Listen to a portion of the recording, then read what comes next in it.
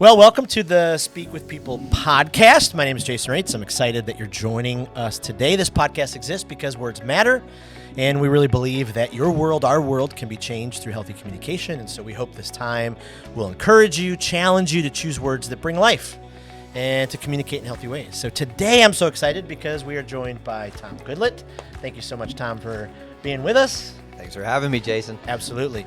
Today we're going to dive into this topic of how can we, as leaders, raise up other leaders and specifically look for ways to speak truth into their lives. Speak words that help fuel them to get to that next place that they want to. Yeah. You know, that kind of whole idea. How can we communicate truth to help them, propel them? And so I'm just so excited. We had lunch a couple months ago. Yeah. It was a fantastic lunch. You pulled out napkins, and I mean, you taught me so much. And that, I mean, I still, true story. Sorry to sound like a little fanish here, but I still have those napkins on my desk because I go back to them because I'm like asking myself, questions as we go. So could you just kind of give us the backstory on you, who you are, what you do, all that kind of stuff? Sure. So I'm Tom. I'm Tom Goodlet. So let's start. I love Jesus. We'll start there because that's a big part of my life. I've been in vocational ministry over 20 years, and been married almost, I think we're going on year 19. Wow. So I should get that right? So, all right. So I think we're going on year 19. I got 3 kids. I got a son in high school, a son in middle school, and a daughter in elementary. So we cart kids a lot of places right now, a lot of different activities, and fun times. My background would be in ministry. Always have had a passion for leadership, and in ministry, always had vehicles and opportunities to do more and more leadership development, even if it's like my own development, and cherish that, built that in, whether it was in youth ministry, adult ministry. Since then, I am been moving more and more beyond the walls of church buildings. Yeah, and I somehow fell into starting a company that's done pretty well back in 2019. Yeah, so had a book came out, did fairly well, and it kind of started. Had some other people going, hey, could you help me do that? And so we've had Two Penny Publishing, and that's been a company for the last, since 2019, been doing well and growing. I'm at the point too where, I've tried to raise up the leaders within it. So I barely run it. I check in maybe about once a week. Yeah. And there's a CEO and VP and all that and team that they're way smarter than me. They run that. I still own the company, recently launching a new company and also buying another company here coming up in the next 90 days, actually. So fantastic. So a lot of fun things going on. Yeah. Okay. Yep. So just one other question to kind of get to know you a little bit more, because you've been in the publishing world. So if you had to write a book like tomorrow, like I had to, you're up against the wall. You got to write a book. Yeah. Is there what would you write about? Yeah. Is there something that's so on your heart right now? That's always because books beget books. So I've got I have 4 books that are published and out to the world, and I think you call it a half book maybe because I got a revised edition of one of the popular books that's coming out here. Actually, I think in a couple of weeks. Yeah. And in time for Christmas sales is the idea. So, but yeah, no, I have another. It's not ready to be a book yet, but it's the journey I'm on, and it's something to the effect of being healthy, wealthy, and whole. And the idea that I feel like God's got me on a journey right now where He's definitely challenging me to be healthier, and what does that look like? He's definitely blessed me. I'm definitely at a wealthier point in my life and learning about that. But what's interesting about that is how many scriptures there are that guide us even through that process and what to do and how to look at money in a way, and or those the economy of blessings is how I would say it, and then but in order to look at that, you got to be whole, and there's always parts God is working on us to be more and more like Jesus. So for me, I feel like here's a quick backstory. I went on a 2-month vacation with my family over the summer, which was wonderful. And I came back from that having this idea, God's got me on this journey. It's time for Tom 2.0. And so since from August on, I've been going, okay, healthy, wealthy, and whole. How can I become healthier, wealthier, and holier? Yeah. and who do I need to involve in my life to help me get there. And so I've learned a lot just in the last few months, and on this journey, I'm excited about it. Eventually, it probably turns into a book. But if that's what I had to start writing right now, it would be some of the experiences. Yep, well, we're on to something maybe. Well, I'd get on that book launch team because that that was already exciting.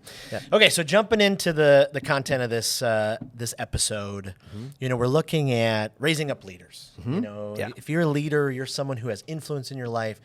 Someone has probably poured into you, this process of pouring into others. When did it click for you? Like when, as a leader, when did it click for you that, wow, my life can really mean something even more when I start pouring in, raising up other leaders? Yeah. Well, I think first we just gotta honestly acknowledge about leadership in general. I like how John Maxwell says leadership is influence. And so we all have influence. So by definition, we're all leading at some level. Yep. And it's just really whether or not you're a bad leader or a good leader, to be honest. Right. I mean, and you talked about, in the beginning that it's truths, how can we pour truths? Well, great leaders pour truths into people. Bad leaders pour lies into people. I mean, you could look at it that way. Yeah. And so we're people are following us whether we want them to or not. It's whether or not we embrace that role of the truth of we are influencing other people, and do we want to influence them well, or do we want to do damage to them as they follow us? And so I had a leader who it was a frustrating relationship, but they were older than me. They were higher on the org chart than I was, and so they would often say, we got two different leadership styles, and getting out from under their grip, I've kind of looked back and realized, no, you just are a bad leader. Like you just, if you look at the trail behind you, there are bodies strewn about and people wounded and trying to get over the lies that have been poured into them. Yep. And I had somebody challenge me to be a great leader no matter where you are in the org chart. Wow. But you asked me the question of when did it realize, and I don't have a defining moment. Yeah. I think this is something that was probably poured into me in some ways by my parents, even growing up. I watched them in ministry. I remember them saying things of, you're always working yourself out of a job, which means then you're raising up other people to take over that job. Yep. Which means there'll also be another job waiting for you to raise up those people so they can do it. And so that always happens. Talking about equipping the saints for service or discipleship, that's the one. The last thing Jesus told us while on this earth, that to go and make disciples and to teach them, and it's leadership development. And so I think I've heard it all my life in a way. Yeah. But the moment I embraced it was probably like most high schoolers had a rebellion in high school, and then kind of coming out of the rebellion, had an opportunity to be a part of leading my peers in a group. And that really pushed me to that, maybe I could use these powers for good, and help people rather than hurt people.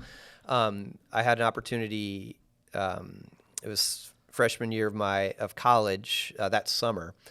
And I somehow got this. I wasn't a ministry major. I was a communications major. That's television, radio. That's what I'm going to do. But why not? I had a church that could pay part-time for 2 months of the year to have a part-time youth pastor at their church, a little church. And, but it was awesome. So I was 18 at the time. Like I turned 19 that summer, and I had 18-year-olds in my youth group. Wow. And I'm going, okay, I've got them. What am I going to teach them? Yep. And going, do we start going through the Bible? Do we start going through spiritual gifts? What do we talk about? I don't know. What do we talk about? And my mother's the one who challenged me and said, okay, when in your faith walk to this point have you most been on fire about your faith? And I knew it right away. And it was the time I was leading that group. It called me the time I was inviting people to church. The time, because all of a sudden they'd ask questions, and they were following and asking, and it forced me to get smarter and have to lead. Forced me to embrace the leadership role. Yep. And it was. And I think there's something very meaningful when we embrace that I believe God has called us here to influence people and to make disciples and to lead them. And when we can embrace that and then embrace the challenge of, and I want to do well at that. Yeah. And then all of a sudden there's something very meaningful in that. So those are probably some pivotal times in my life where it started clicking for me and realizing this feels good. This feels meaningful. This feels like it serves a greater purpose. And it leaves a legacy. Yeah. Right. I mean, that's what you want, right? Absolutely. You spend your breaths and hours, and at the end of the day, who did you help? Right. And I think that's Right. way more meaningful. But going back to what you said when you first started that, it's just so contrary to us at some point, especially younger leaders. Like, why? Wait a minute. Why would I help someone else? I need to be there, And so it's that process of getting there. And I just loved what you just walked us through there. I could tell you what took away an excuse for me, and this was later on into ministry. This is when I had kind of a bad leader above me, or just somebody who's using bad leadership skills. We can say that. I had another staff member at church who decided for some reason to pour into me, gave me a book called 360 Degree Leader by John Maxwell. And the whole idea of that is that in leadership, a lot of times we think it's pouring down to the people below you, right? As we accept that, the people who are willing to follow you at that level. But leadership's also pouring out across to the people who are on the same place in the org chart or same place in life you are. And great leaders also lead up to the end. Right. And so I was like, oh man, that really that took away all my excuse, because my excuse before that is I'll become a better leader when the guy above me becomes a better leader. Right. Exactly. And so now it was the challenge of, oh no, I get to decide now, no matter where I am on the org chart, what kind of leader I want to be, and what kind of influence I want to do down, across, and up. And so that was pivotal. And so I decided then, no matter what, I wanted to be a great leader. It didn't matter what anybody around me decided. That was the influence I wanted to leave. That's who I wanted to be, and just embrace. And again, it's simply embracing that truth, and then trying to live up to it or build the skills to it. Yeah. And I would say that too. I think sometimes another thing about leadership is it's really a skill or a subset of skills. Mm-hmm. Which means if it's a subset of skills, then it's learnable. Anybody can learn it. Anybody can get better at it. Sometimes we go, oh, they're a born leader. And typically what we mean is they might have one of those subset of skills that comes a little more naturally to them, but they don't have all of them. Right. And just because it has natural doesn't mean you can't get better. Right. And so really what I've learned is anybody who's willing to learn can become a better and better leader. Wow. That's fantastic. So how do you approach your relationship with other leaders then? Is your mind already starting to spin when you see someone and you get to know them and you're like, oh, wow, they have some pretty great potential here. Like, walk us through that process, that internal work of going, how do you know, like, when you build that relationship to help push them or, that kind of stuff? Well, let's start with another truth, and that is not everybody is equally worthy of your time. We only have so much time to give. We have only so much energy to give. And just because somebody says they want your time and want your energy or want you to pour into them doesn't mean they're ready or worthy in a way. Yep. And so I drew up an acrostic several years back when kind of designing one of the books to try to answer the question, well, how do you know if somebody's ready? So the idea, if I'm going to, let's say, coach or mentor somebody, everybody can benefit from coaching or mentoring, somebody pouring into them, but not everybody's ready to receive it. Wow. So you're trying, right? So how do you determine, whether or not somebody, and it takes a lot of listening, which we should talk about more. But I have an acrostic that it shows up in a couple of the books I wrote because it seems to have worked, and it's the acrostic CLEAR. It's not Scientology, but it's stole it from me, I'm sure. But it's how do you make a clear decision? Yeah. Whether or not you want to spend those efforts and that energy pouring into somebody, whether it's worth the time and the energy. And so the C stands for connected, or do I feel a natural connection with them? Or are they easy to talk with? And even in the, this is a easy yes to let's be on this podcast. We connected, right? Yeah. And so you can kind of sense that, feel that okay, we can connect. It's not going to be a pulling teeth to have conversation. The L is learn. Do they have something to learn, and can I teach them? Do I have something to give there? And are they teachable in that? Are they willing to learn? E is excited. Yeah, we are, the way our brains are wired. Sometimes we think we are thinking beings who sometimes feel. We are feeling beings who sometimes think. I mean, that's the way, even you look at the structure of our brain, we always, determining how we feel determines how we think.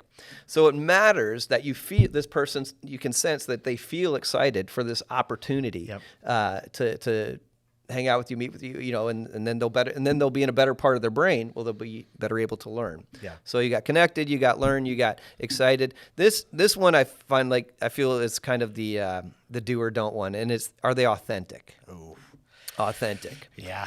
I once had a guy, and I love this guy. He's was a good friend throughout the years, and he asked me one time would I mentor him.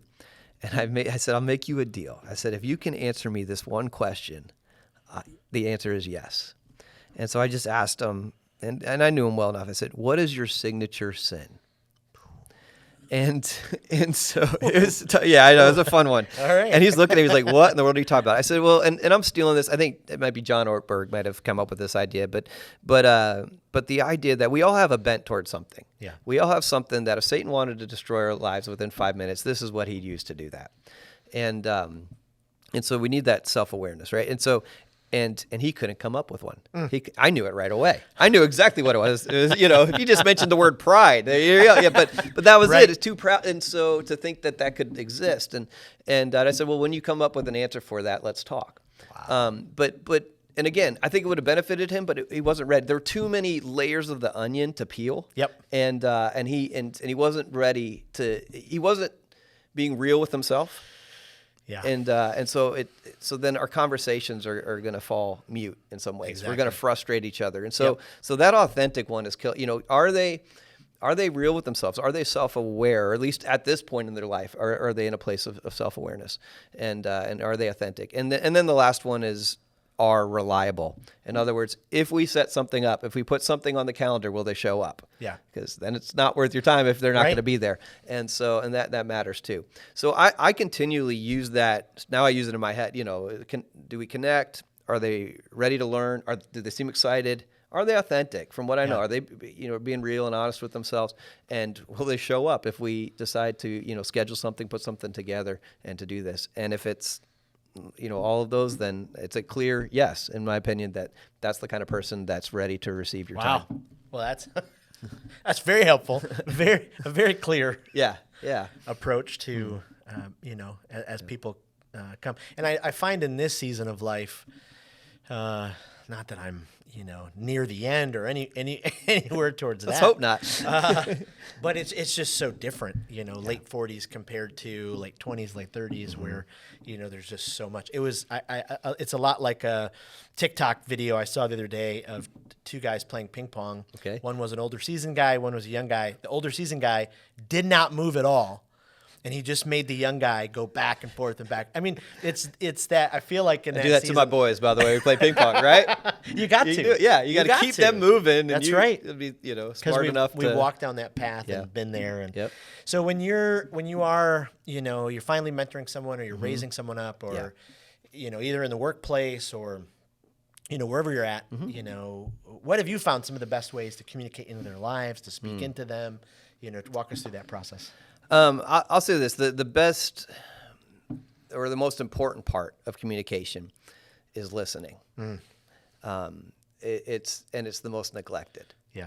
So, because a lot of times we assume, oh, you want to learn from me, that means you must want to hear me talk. Well, hear me talk and you take notes, kind of thing, and that's where it's going. Yeah. And but there's a whole art and skill, and it's a big leadership skill of listening. If you go, the number one complaint about the boss in the American workplace, statistically, the number one complaint about the boss in the American workplace is my boss doesn't, you know what it is? It's listen to me. Right. That's it. I mean, the moment I say listen. it, you feel it. I know, You I probably was think already about there. it, I right? was like, yeah. And you did. And probably people are like, yep, that is. How many times have I complained? My boss doesn't listen. If they would just listen to me, if they would just hear me, if they would just do that. But it's often the most neglected. And so a lot of times we might be in a position of leadership, and we think our position is to tell everybody what to do. I was working with a CEO friend of mine who he said it took him, 2 or 3 years to realize that at his staff meetings, he thought his job was to speak for 45 minutes and then let them respond for the next 15. Ooh. And he realized they don't care if I speak 15 or 5. They want to talk for at least 45. And we get way more done when I just listen and to do that. Right. But a lot of times we think, oh, I'm the leader, therefore I'm the talker. Yep. And so, Yep. And so to me, it's one of the hardest skills, especially if a lot of times people who see themselves as the leader see themselves Yep. as the spotlight holder too. And there's time and place for that. Yep. For but sure. But it's not 100% of the time. Right. And it's probably not as often as they think. Mm-hmm. And so if you're going to pour into somebody, if you're going to do that, the biggest piece is being a skilled listener. Wow. And there's a lot of skill that can be learned in that. There's a lot of skill that I've continued to and try to learn over the years and put into practice.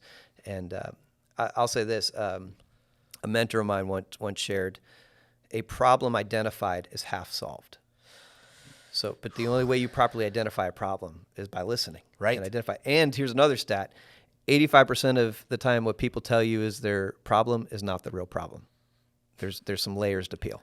So so if you just jump on something they say and start talking and solving, most likely you're not really solving anything because that's not the real problem. Wow. And so if you take the time to properly identify it, you're already 50% closer to having it resolved. Yep. Yeah.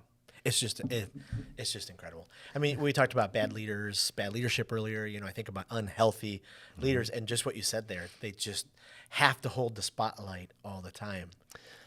And I would say too, they don't know what else to do. Yeah. They've learned bad habits, Yeah. and they haven't taken the time to build better habits, and they haven't, or better skills. Again, if leadership is a subset of skills, then we can get better at it. Yeah. Just sometimes people refuse Yeah. to get better at it, Yeah. and everybody else pays for that. Yeah, and I for sure was in that. I mean, I think back to those years, and maybe I'm still in them. I don't know, but I think back to those years where I'm like, yeah, Jason was trying to build his own kingdom and wanted to be the captain of every ship. And I just think back and I'm like, oh, I'm so grateful for the older leaders in my life who gave me grace and patience and helped walk me through those seasons.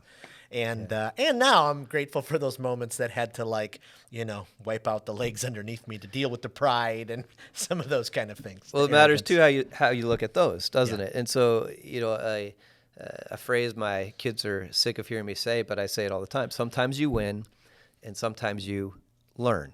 And so it's not losing, it's not failure unless you give up. Yeah. So sometimes the way you thought it should worked, and you learned, wow, that works. Sometimes the way you thought it should work doesn't work, and it's that opportunity to go, okay, why did it not work? What does this problem now make possible? Wow. But again, that's a skill because that's not our natural reaction. Right. Our natural reaction is to react in a typically a negative way or self-protecting way, and or self-preserving or promoting way, and yet that doesn't, as much as it's self, it doesn't really benefit us. Or the people around us to look out for us. Absolutely. Yeah. I was thinking about a couple of your books. One of them was Mentor You. Yeah. And you talk about helping leaders kind of, mentoring them to take their next step. And I was just thinking about the companies that are out there, the organizations who just, because of the busyness of everything and their strategic plan and all that, they just put this much effort, just a little tiny effort, into that leadership development, mentoring. And, I think of books like yours where I'm like, oh, if some of these companies could just grab hold of, investing that time into their people, the fruit from that would be huge. I could tell you statistically that companies that take on average at least a day of training for their employees, like put them in where they're skill building, on average that employee is 218% more profitable for the company.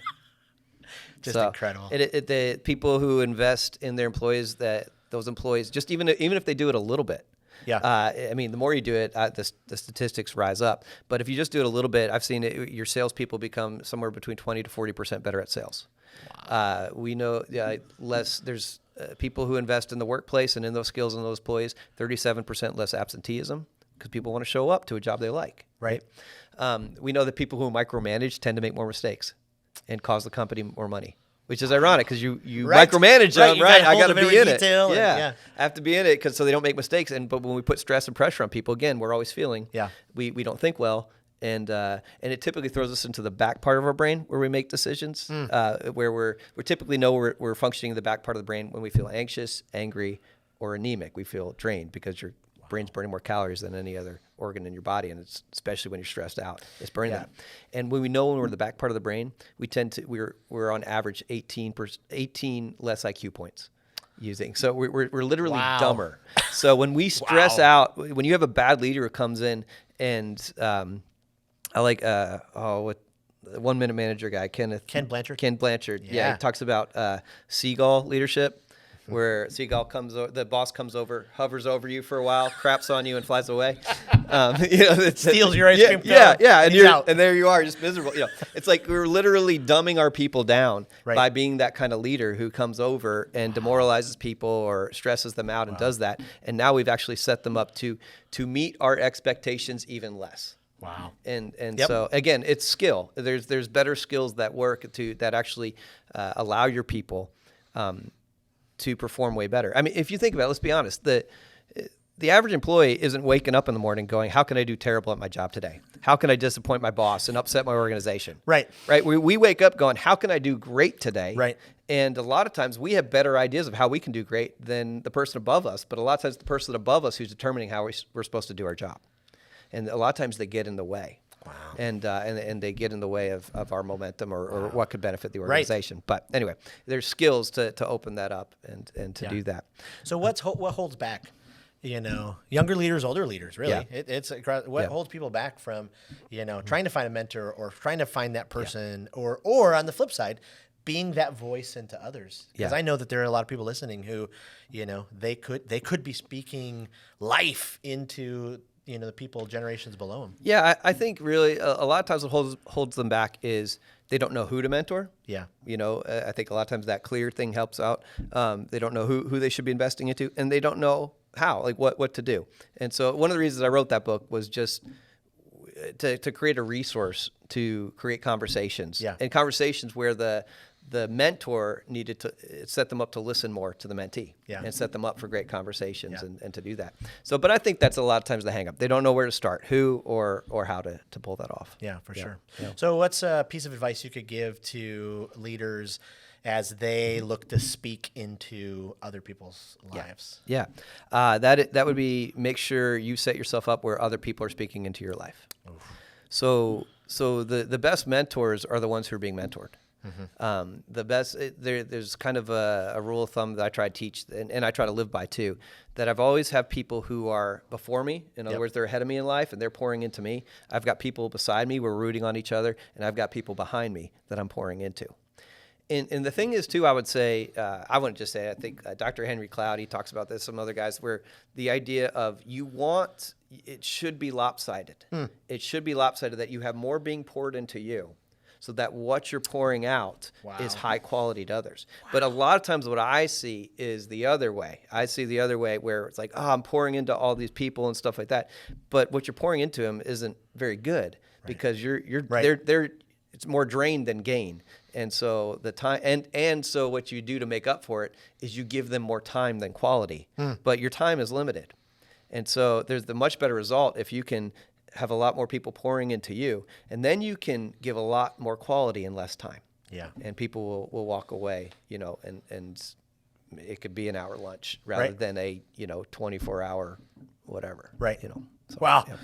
Whew, that's so helpful. I know. I recently picked up your book, Blind Potential. Yeah. Yeah. And I'm in a season right now where 26 years I served in vocational ministry, and so now I've branched off, started this new company, Speak with People, and podcast and some training and speaking, those kind of things. Yeah. And even in this season, for so long I did, the same kind of job, but even your book, Blind Potential, just thinking about, okay, all right, I know I have it in me, to learn what I need to learn in this new season. Yeah. So I just wanted to say thank you because I know we don't know each other too far, but you have already been mentoring me from afar with your books and writing and, just that kind of stuff. And for sure, like I feel like we just scratched the surface today. So we will be begging you. I probably shouldn't be so eager, but we'll ask again if, in the future, because I would love to dive into, But before we close, maybe a couple of rapid fire questions, just as people kind of keep getting to know you. What book are you currently reading? I happen to be reading Boundaries for Leaders by Dr. Henry Cloud. Okay. But I just finished Astrophysics for People in a Hurry by Neil deGrasse Tyson, because somebody just challenged me to read that book because it's so different than anything I do. Okay. And it's amazing how much God, actually you can draw out of that book. But that was a weird book. I was like, yeah, sure. I did it. So I knocked it out. So. If you're a podcast listener, do you have a favorite podcast? Obviously, the Speak with People podcast. All right. Second to that, the Ron Burgundy podcast. Sometimes you just gotta laugh, Stay man. classy. And Will Ferrell is ridiculous. Stay classy. And so sometimes I just need that break, from Absolutely. astrophysics to Yeah. Anchorman. So, no, I like that one. I do on the leadership and business end. I do like the Business Made Simple podcast. That's so clean and cut. Don and Miller. Don Every Miller's episode. he's worked so hard at putting out a great product. All right, last rapid fire question. I know we talked about earlier if you had to write a book, but are you currently working on a book? I am not. I'm currently working on a company. So I've got Two Penny Consulting is kind of currently officially launching. It's the kind of work I've been doing, and I'm about to do more of, and so just kind of finding a home base for it. So there is twopennyconsulting.com, TWO. Okay. pennyconsulting.com. And you can go there. And with that, we are doing, again, this is stuff I've been doing, but now we're just doing more of it and focusing and going broader. And we do really three things: training, tracking, and troubleshooting. And so the training that we're doing and teaching and looking to book more in the coming year is training on a course called Leader Effectiveness Training. And so we talked about those listening skills. Yep. We spend 2 or 3 days like intense. It's a high-end leadership program. I am working with several companies this year doing that and working with their people to build these high-end leadership skills. A lot of learning those listening skills, a lot of learning those confronting skills and problem-solving skills. Yep. And so how do we communicate with each other and building that more and more into the culture? So we do that training. Then we have a tracking system where we go back and we track those executives or those employees and track them 6 months later. Yeah. How well are they living those out? And where can we improve and Yep. where can we celebrate? And to do that. And so we have a system to do that, and that's can be a part of it as well. And then we meet with those organizations and talk about that and do that. And then this piece we have too is just the troubleshooting, where we can go in, myself specifically, typically, and if there is, we need to work one-on-one with something or Yep. somebody or helps work through this problem for the organization, Yeah. and we're able to do that and go in and work directly with them and apply all those skills to their specific situation. Wow. Well, where else can our audience find you online? Yeah. All that kind of stuff. Man. Well, you can go to twopennyconsulting.com. Yep. If you're interested in publishing a book, we help you get that book from your heart into your hand. Please check out twopennypublishing.com. That's what we built. I don't know anybody else doing what we're doing. It's a very unique way to go about publishing, but we've got people. We just published somebody's 4th book with us. I mean, like Wow. they're happy. Our authors like us. We love them, and it's a great relationship. Actually, we got a book coming out tomorrow. I was just talking to somebody, but yeah, check that out. You can do that too. I mean, we're on YouTube, Instagram, Facebook, Awesome. Well, LinkedIn, we'll go ahead. all that. Yep. Yeah, we'll put all those links in the Yep. show notes. Yep. And just Yep. selfishly, Yeah. I'm one of those hopefully future authors Yeah. of Two Penny. And Absolutely. So be sending over the information for the book, Speak with People, Not at Them. Oh, that's a great idea. Sometime Yep. soon, and Yep. we'll be able to do that. Well, Tom, thank you so much for your time today. This was extremely beneficial, extremely helpful. And so thanks for your heart and sharing. Hey, thanks for inviting me. It was my Absolutely. pleasure. All right. Well, thank you again for joining us today on the podcast. Again, this podcast exists because words matter, and really believe that your world, our world, can be changed through healthy communication. And just a few reminders. Don't forget to check out thespeakersconference.com. If you are a leader who regularly delivers presentations or speaks from stages or influences from behind a camera, you want to become a more effective communicator, someone who inspires their audience to lean in, join us March 21 to 23 in Clearwater Beach. It's a really difficult location for a conference, but we have a great speaker lineup. Please head to Speaker Conference. Thank you again for being a part of the podcast. Thanks for sharing, and we will see you next week.